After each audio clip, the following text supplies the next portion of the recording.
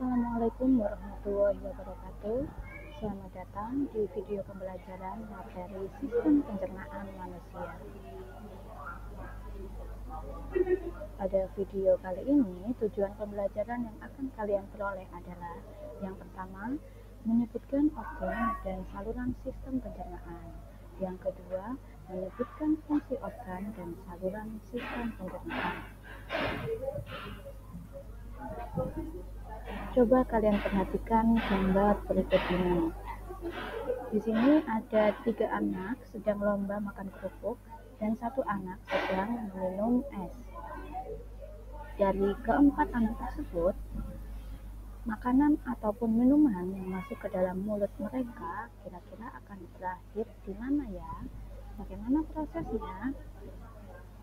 Mari kita lihat selanjutnya. Nah, perjalanan makanan dalam tubuh kita dimulai dari mulut. Di mulut, makanan akan dicerna, diproses di dalam mulut hingga ke dalam tubuh kita. Kemudian, proses pencernaan makanan tersebut berlangsung sekitar 24-72 jam. Untuk lebih jelasnya, mari kita amati animasi berikut ini.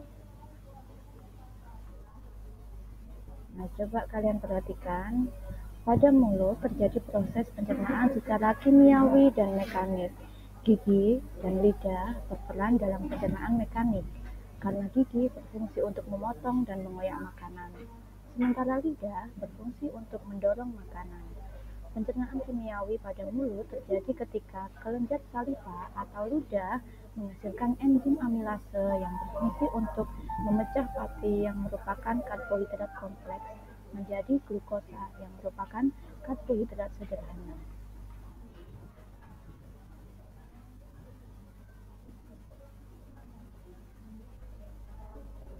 Setelah dari mulut, makanan akan masuk ke dalam esofagus. Esofagus yaitu saluran yang menghubungkan mulut dengan lambung.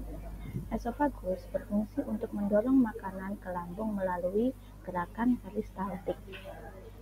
Pada lambung, makanan mengalami pencernaan secara kimiawi dan mekanik. Pencernaan secara mekanik dilakukan oleh otot halus yang melapisi dinding lambung. Sedangkan pencernaan kimiawi terjadi pada lambung dibantu oleh enzim pepsin, renin, dan asam klorida atau HCl. Enzim pepsin inilah yang mencerna protein, sedangkan enzim renin memecah kasein susu. Dan asam klorida atau HCl berfungsi untuk membunuh kuman yang masuk bersama makanan.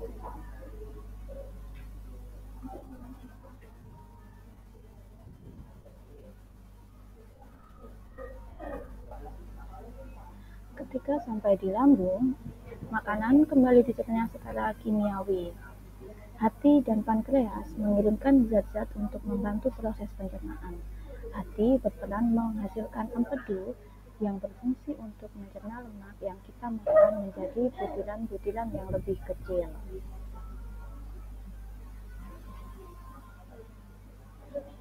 Bisa dilihat pada animasi ini. Ini adalah wujud hati yang ada di dalam tubuh kita. Hati menghasilkan empedu yang berfungsi untuk memecah lemak yang kita makan menjadi butiran-butiran yang lebih kecil. Empedu yang disimpan di dalam kantung empedu dikeluarkan pada saat makanan mencapai usus. Nah, yang selanjutnya ini adalah pankreas, terletak antara lambung dan bagian awal usus halus. Pankreas menghasilkan enzim pencernaan untuk mencerna karbohidrat, protein, dan lemak.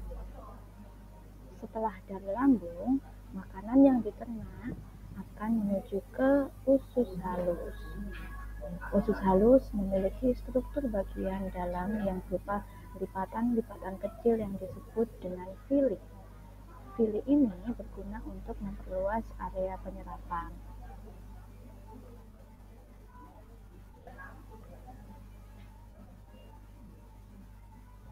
Setelah seluruh nutrisi terserap pada usus halus, yang tersisa hanyalah air dan sisa makanan yang tidak dapat dicerna seperti serat dan biji-bijian. di usus besar terjadi proses penyerapan air, sementara sisa makanan yang tidak tercerna oleh usus halus maka siap untuk dikeluarkan dari tubuh kita melalui yaitu anus. Nah, sisa-sisa makanan yang dikeluarkan oleh tubuh kita yang tidak bisa dicerna oleh tubuh dikeluarkan dalam bentuk feses. Nah, di antara semua proses tadi adalah proses pencernaan makanan mulai dari mulut hingga keluar menjadi feses.